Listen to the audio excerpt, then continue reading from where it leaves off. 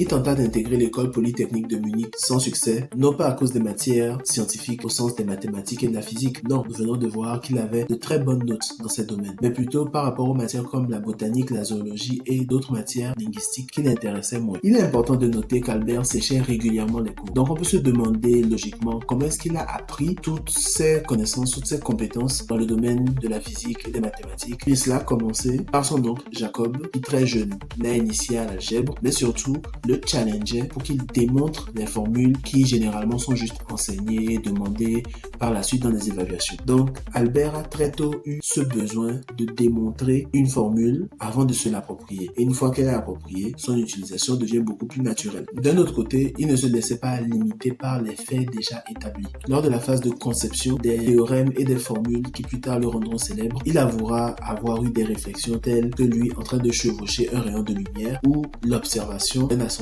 en chute libre. Cette forme de réflexion peu conventionnelle a été très mal accueillie par la communauté scientifique des années 1800-1900, estimant qu'il était beaucoup trop dans le théorique et qu'il ne respectait pas les faits déjà établis. Dans un contexte pareil, l'intelligence artificielle aurait été une libération pour lui, venant analyser, approfondir et l'aider à valider ses théories plutôt que de s'y opposer car n'existant pas encore dans les faits déjà établis.